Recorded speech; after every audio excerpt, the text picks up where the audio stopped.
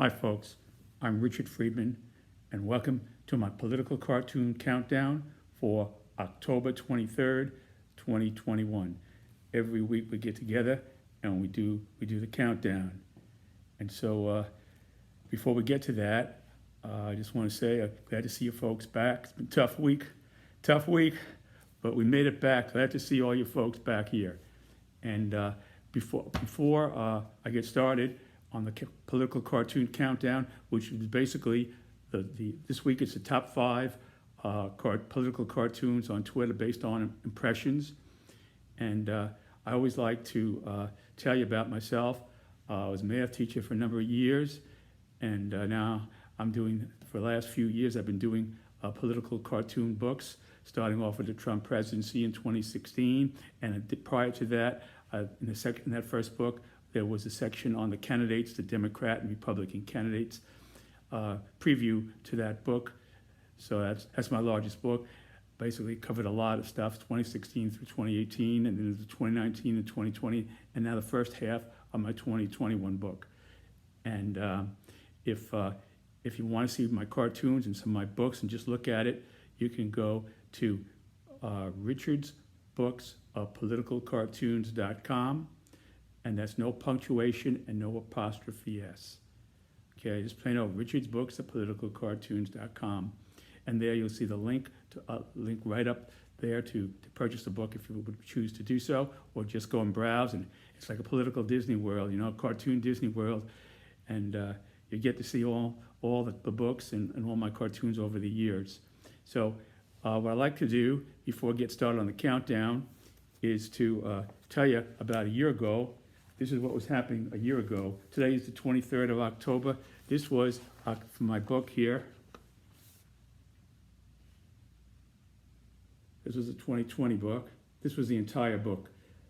This year for 2021, there's 2 books, edition 1 and edition 2. Edition 2 will be coming out in pretty soon. So anyway, probably towards the end of January. Not so soon, but the way things are going, pretty soon. Okay, so here it is. That's the book from 2020. And I always like to kind of just give you a year ago flashback from a year ago. And here we have October 24th, 2020. Here it is.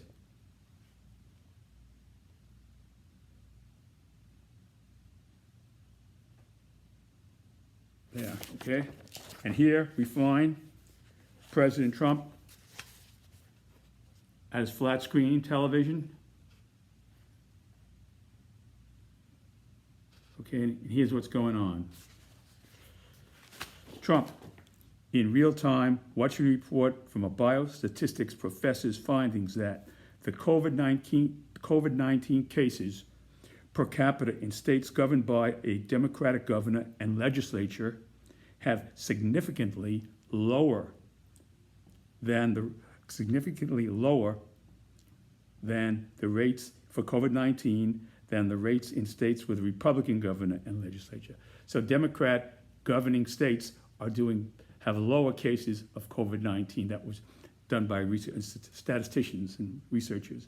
The president treated in response to that, so the fake news is talking about cases. That's a quote. That's probably the only direct quote I have here. So the rest is kind of, it's close probably from what he was thinking. Okay, so the fake news, this is quote, direct quote. The fake news is talking about cases, quote, unquote. The cases are up. Oh, probably said this. Yeah, he did say this. This is a quote also. The cases are up because testing is way up. By far the most and best in this world. So what he's saying is, because our testing is so good, that's why the cases are rising and those Republican states are higher. So he was against testing at the get-go. So anyway, here is his thoughts here. Thumbs up, and he's saying, what does this idiot Democrat biostatistics professor know? With statistics, you can cook Alaska and say it's warmer than Florida. The mortality rate is down 85% plus. People in coronavirus hospital wards are doing fantastic. He did say that. they say in some places the patients are having ping pong tournaments,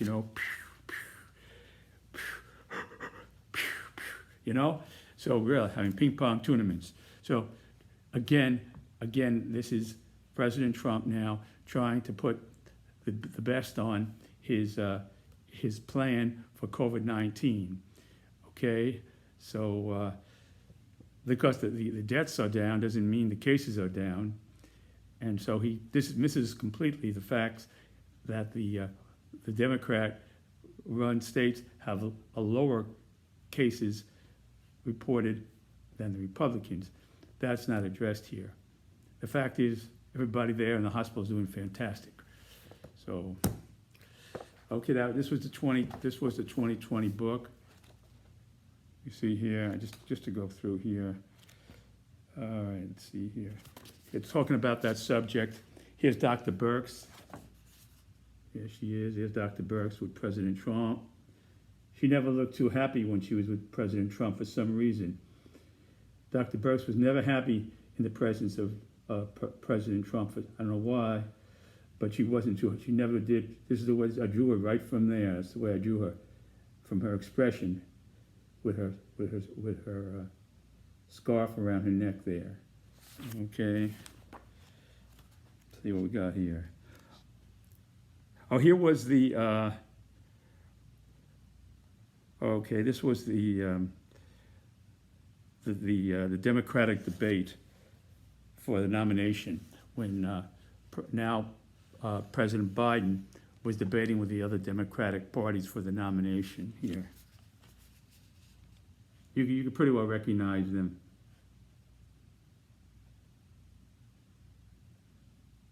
There's Bernie Sanders, Elizabeth Warren right next to him. Okay, there's Biden here. Okay, that was that.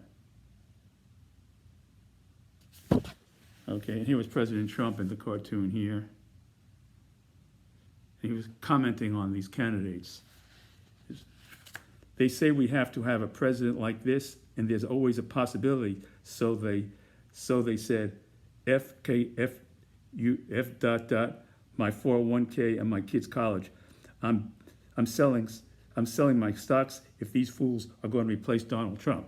So there's panic now on the stock market because if these fools, any one of these fools is going to replace Donald Trump, everybody's saying to themselves, we're going to sell out all our stocks and no faith in what's going to happen with any of these fools here, I don't see the stock market going down at all. In fact, it's doing pretty good overall. So anyway, that was a prediction. The stock market would leave, okay. This was Michael Bloomberg here. He didn't look too happy there. He never did take off on that. He tried, but he never took off really. Okay. Elizabeth Warren with Bernie Sanders. Okay, so much for the 2020 book. There it was. And then this is my current book now.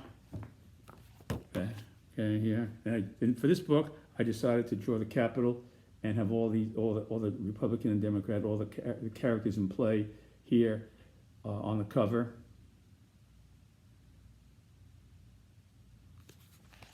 Okay. Here's Liz Cheney. This is from.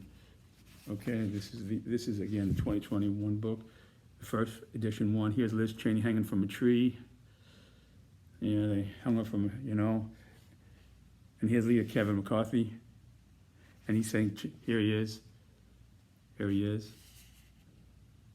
and he's saying, that's Kevin McCarthy right here, and he's saying, Cheney, I am at the end of my rope with you. It was rigged. So he's going back saying it was rigged there. He's at the end of his rope, and there they have Representative Liz Cheney here, hanging on the tree. There, okay. Okay, that was the 2021 book. There you go. This was the 2019. Here, I have the White House on the cover here, this book. Okay.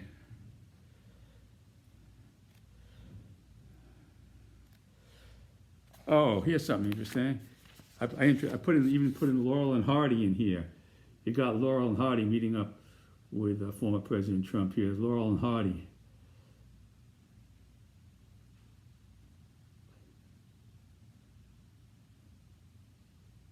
Okay. This was the 2019. This was edition 1.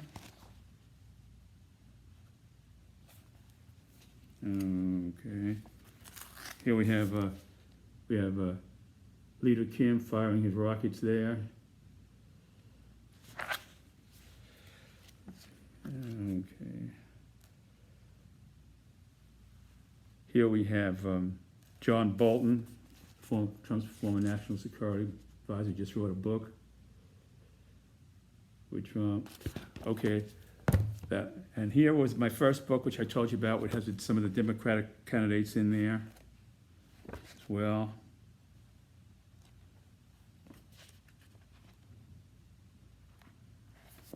And the Republican candidates.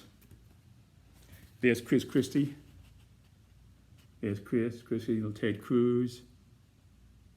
Ted Cruz there. Marco Rubio. Trump used to call him Little Marco. You know, yeah.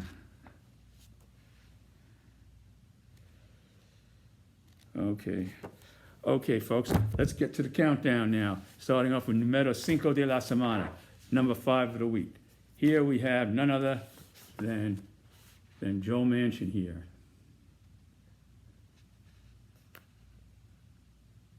There's Joe. Okay, here's Joe. Senator Joe Manchin, Democrat, West Virginia, watches President Joe Biden CNN town hall that was last Thursday night, a couple of days ago, October 21st, 2021, as Biden says he's open to altering the filibuster to pass the voting rights bill. He's open to altering the filibuster to pass the voting, which means he wants to kind of suspend it for a while. You know, he don't want to use that too strong a word maybe to use, but that's what it comes down to. Just shove it under the carpeting until we get the voting rights through by using by suspending the filibuster, so the Republicans can't block it with the required 60 votes needed to pass that filibuster thing. Okay, and then we got the voting rights bill, protect everybody's votes, and the country can vote in peace. You know, but that wasn't in the cards for Joe, as it states here. And maybe more issues. Well, Biden is saying, well, we might do other things too with that. You know, assuming that there were national security interests involved, you know, I'm sure he wouldn't do it for something ridiculous. Okay? Given Manchin has said, Manchin, quote, I will under no circumstance vote to eliminate or weaken the filibuster. And given Manchin blocked the Freedom to Vote Act from advancing, he blocked the Freedom to Vote Act. He blocked that vote. And again, that coincides with his position that any law, no matter what, in response to whatever has happened, if all 50 states had Republican legislatures, let's say all the 50 states were Republican, and they all put these votes in, and they all did their gerrymandering, and they rezoned all the districts in all 50 states, and we said we got to stop. This is going to the end of democracy. He said, no, Joe Manchin, no, we can't do this. We just gotta do this because it's gonna create a lot of division in the country. You see, it's a lot of division in the country if we start passing, if we block the filibuster and pass laws involved in elections. That's gonna really divide the country even further, you know, than it is. I mean, that's like I don't know what to say about that, but that's what it's come down to. So anyway, so here it is. So now here is Joe Manchin watching Joe Biden last Thursday night, waving his American flag. There's Joe, waving his flag, you know. There he is. There's Joe Manchin. And he's thinking to himself, Biden does not understand our foundation. The right to vote is fundamental to our American democracy. After he votes against the Freedom for Vote advancing, he voted against advancing the Freedom to Vote Act. Now this is his words I'm using here. I didn't make this stuff up. I'm not that good. I couldn't make this stuff up. No way. The vote is fundamental to American democracy, and protecting that right should not be about party or politics. So protecting the rights, shouldn't be about party or politics. So you can't have any laws that involve voting. But the Republicans and all the state legislatures, they could pass laws to stop people from voting, that you can't, if somebody's online, it's a hot day out there and you want to give them a glass of water or something like that, or ice cream cone with some sprinkles on it, and you do that, you get arrested, But that's okay. That's all right. It's okay. Because that's at the state level, you see. At the national level, it's not too good. Whatever. I don't know how we would justify that. Okay, be about least of all protecting this right, which is a value I share, should never be done in a partisan manner. So in other words, he's again saying no, nothing should be done partisan. Partisan is that you remove the filibuster, and then you do by resolution. You take, and then you got Vice President Kamala Harris do the 51st vote, and you pass the laws to enable people to vote the way it's always been in this country, not the way it's always been. I shouldn't say that, but the way President Johnson had wanted it to be when he passed that Voting Rights Act in, I think it was 1965. And then the Supreme Court came along and said states have the rights now to do what they please. They don't have to be approved by the federal government to change laws. And that's the history of how we evolved to this point. Without that Supreme Court decision, it would have been illegal for them to change the laws without getting the federal government approval. You see? Of course, then the federal would have been President Trump would have given his approval to do that, of course. But then you would have had President Biden here who would have done away with that. So you can't just focus in on Joe Manchin. I'm not trying to say I'm saying you have to look at the progression of the erosion of President Johnson's Great Society effort, and with that Voting Rights Act in '65. And to see what the Supreme Court, how they sliced it up. They sliced it up like a potato,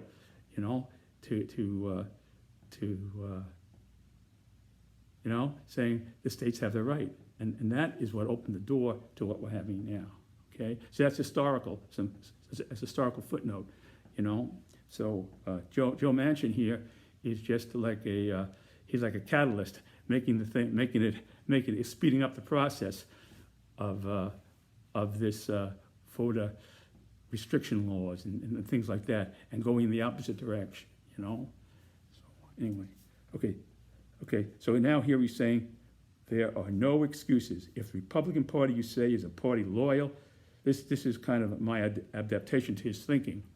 If the Republican Party, you say, is a party loyal to an autocrat, and they legislate laws against the right to vote, then the Democrats have the right to elect their own autocrat as leader of the executive branch to overturn those laws.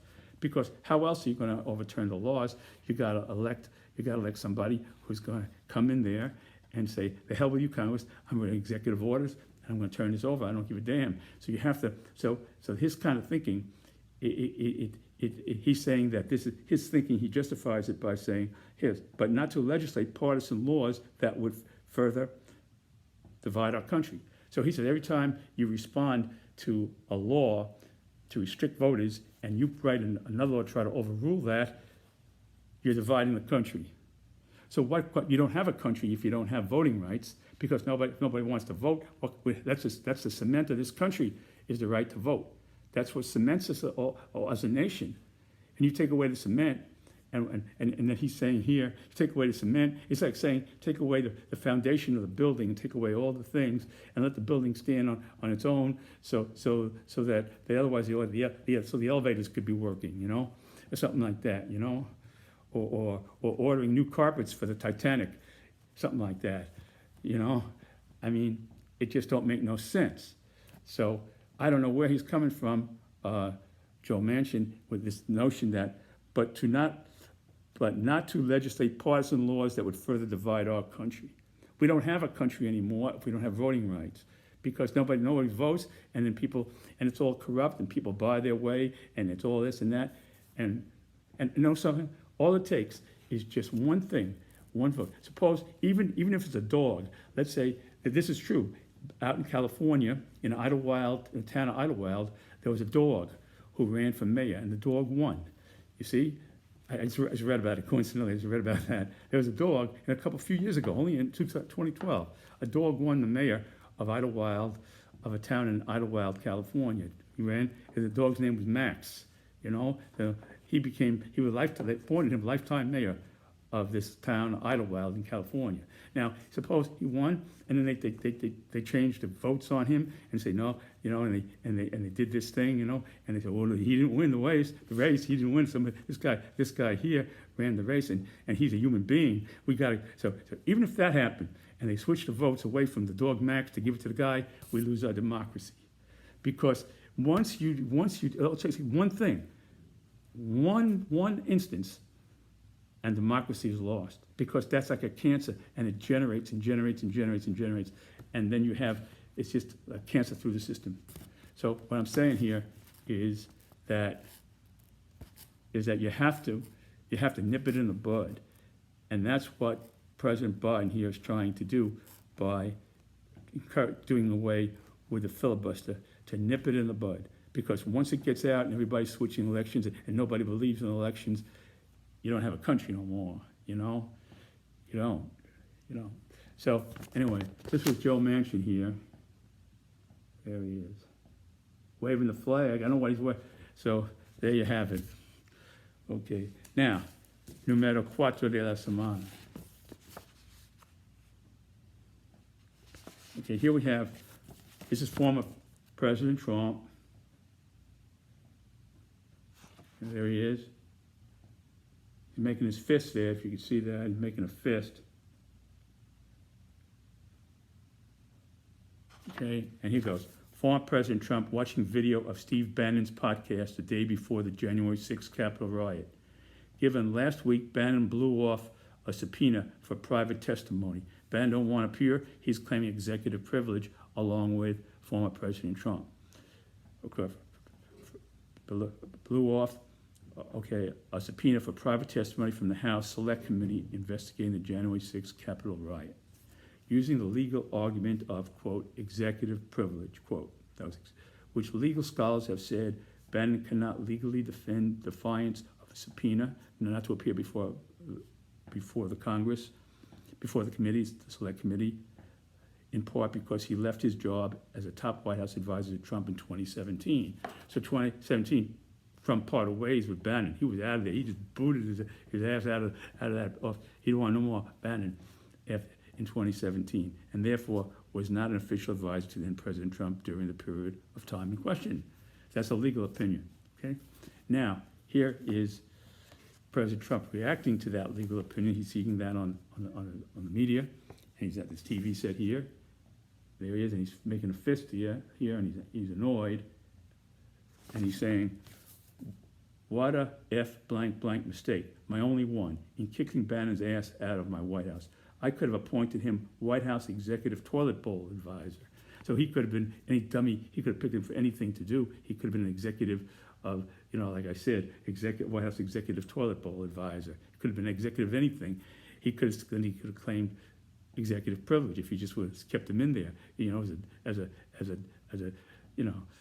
just a make up a thing for him to be doing, all hell. And then here is Bannon, and this is what he's listening to as Bannon speaks.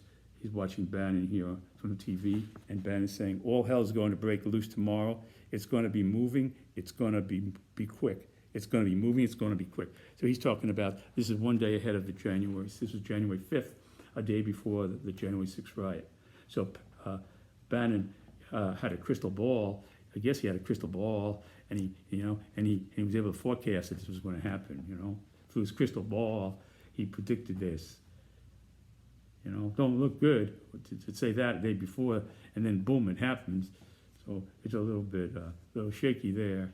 And executive privilege doesn't help the matter since he's not an executive. He hasn't been there for years, And now he's waiting to see what's going to happen if Trump can get if Trump is affirmative and gets the right to use his executive privilege. He's waiting to see what happens with former President Trump. His attorney says another stall tactic to get this passed, and then we get a Republican legislature in, a Republican Congress, and a Republican Senate. Let's say, Republican Senate. And boom, this whole thing gets all whitewashed out. It's another conspiracy theory of some nature. So that's that's that. Okay, now here, this is numero 3 de la semana. Here we have Archie Bunker and his son-in-law Mike. Okay, I brought them back to watch this. Okay, Archie Bunker returns to watch former President Donald Trump Iowa rally, where throughout Trump's speech he claimed that he won the 2020 election, noting that he, quote, never conceded, amid getting into an argument with son-in-law Mike over who is now president. So here goes Mike. Number one, there's Mike, and he's saying, there it is, Arch. Trump never stops with his big lie that the 2020 election was stolen from him. And here goes Archie. Archie says, now, wait a minute, meathead. Ain't nobody stole any election from President Trump because he is still president. You see him up there still flying around on his huge Air Force One. So this is his own plane. He's a big, huge plane. He flies around in that he named Trump Air Force One. Okay, so here it goes. Arch, and here he goes. He's saying here. Arch. That's his own plane. He named Trump Air Force One. It says it on the plane. It says Trump Air Force One. It doesn't say Air Force. So, and then Archie responds here. He's saying, it don't matter what the plane says. You see President Trump's plane land to the plane of your presidential Air Force One movie theme. That's for real, meathead. So they did play the theme when he landed there. When he landed there in Iowa, they played the theme to the Air Force One movie. As the plane was coming in for a landing, they played that theme. So that Archie thought that was presidential, and therefore he was still president. Making that assumption there. Okay, so that's that one.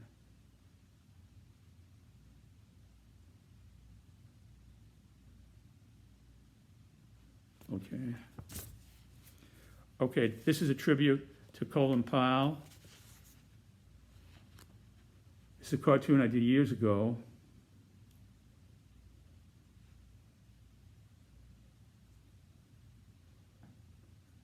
Okay, now here we have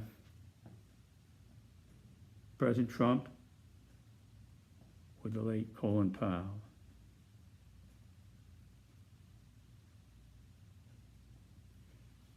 Okay. A flashback tribute to Colin Powell, former Secretary of State under President George W. Bush, who has died of COVID-19 complications. Bush's biggest regret as president. Well, somebody asked him, "What's your biggest regret as president?"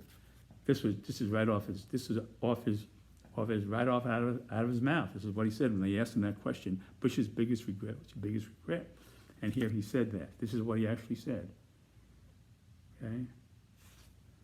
I wish the intelligence on Iraq's WMDs, weapons of mass destruction, could have been better. A lot of good people put their reputations on the line. So Saddam had no weapons of mass destruction. There was none there. He was doing terrible, terrible things to people, to his own people, with things he had done in the past, with the chemical attacks and things like that. But they never found any WMDs there that could have posed a threat to the United States. So anyway, and then here he is meeting with Colin Powell maybe days later, and he's saying, when he referred to people who lost whose reputation was hurt. You know, I remember watching that. I just remember at the UN, I was home watching that whole thing with Secretary Colin Powell doing that with trailers, and he showed us pictures of trailers, you know, and I said, well, you can go up the block, I'll show you pictures of trailers, and you want to believe they have nuclear weapons in them or WMDs, all these pictures of trailers, you know. So in those days, there was an advertisement that says, "Where's the beef?" You know, there was an argument. There was a TV commercial. I don't know what burger chain it was. It says, "Where's the beef?" So that's what I said. I wrote then President Bush a letter telling him, "Where's the beef?" And that you showing pictures of trailers. You know, it could be like on a like you're selling trailers and you say, "Oh, these have all this stuff."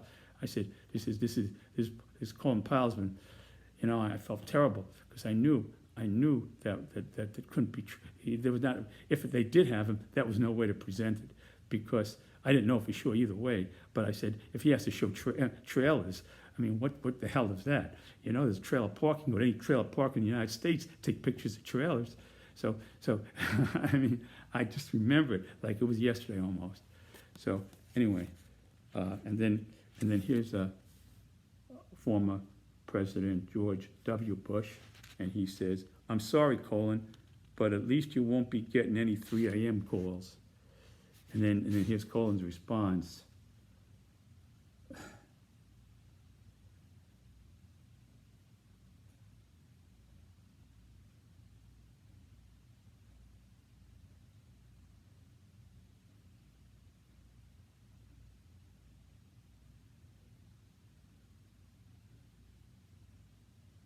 All right.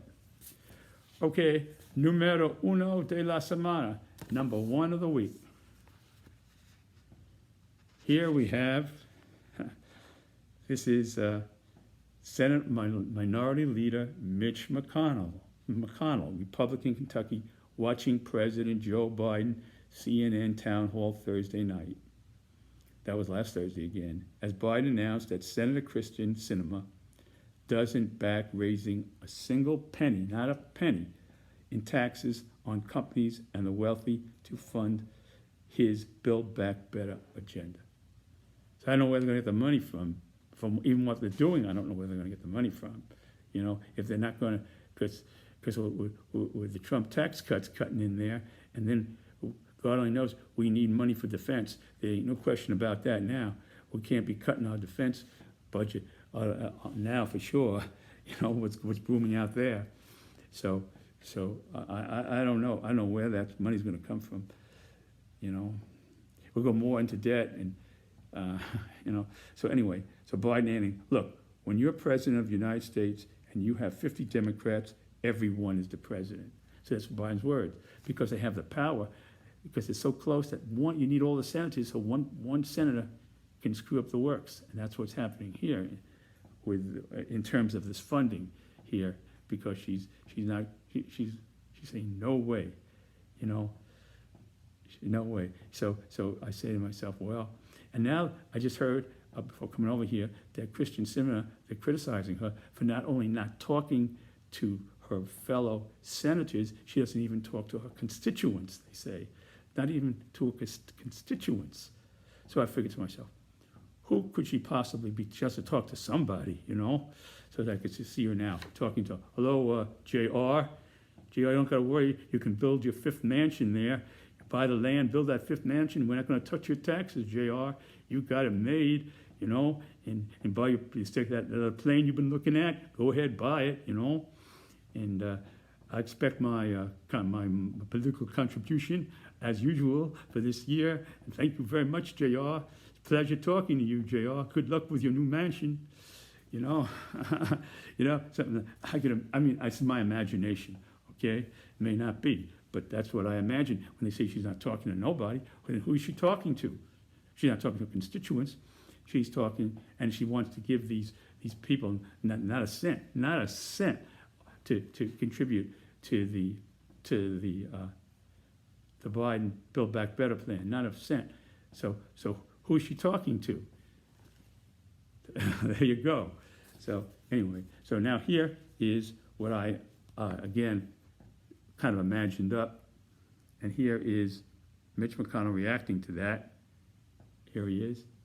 And he's saying, as Republican, she could be vice president for real.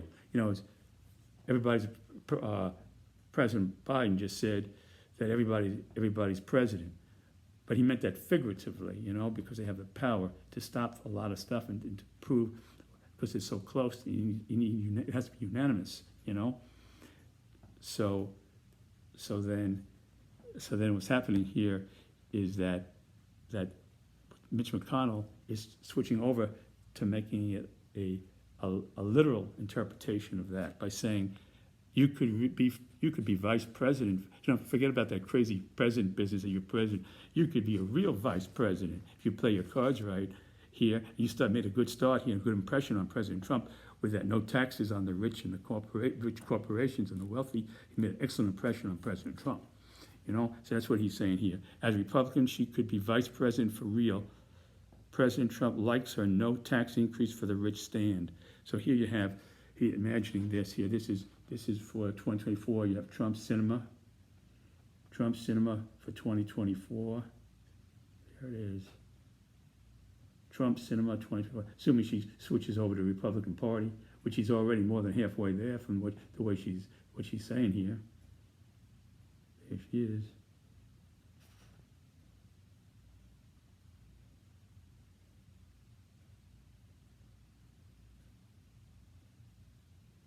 Okay, so then say, Trump Cinema, make America great again. Again. That's President Trump's new slogan for 2024. Make it again with here, with this fine lady here, Christian Cinema. So that's what she's saying. That's what President Trump is saying here, you know. Yeah.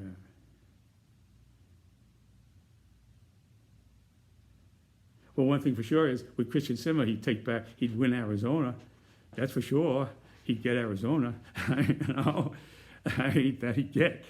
And I don't know about that now because she's not talking to nobody in Arizona. She's talking to her wealthy contributors, apparently, my thinking, because she's not talking to her constituents out there.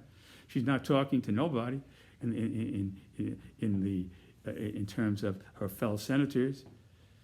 She's not talking to the reporters.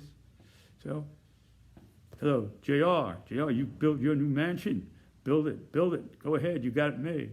So anyway, folks, I want to thank you very much for watching my political cartoon countdown, and I wish you all the best. Stay well, eat good, and get your exercise. And for those people in my age bracket over 65, go out and get your booster shots. They're available now. I'm getting mine next week, and just hang in there. And that's all I have to say, and I wish you all the best. As I always say, God bless you, and God bless America. Take care, folks.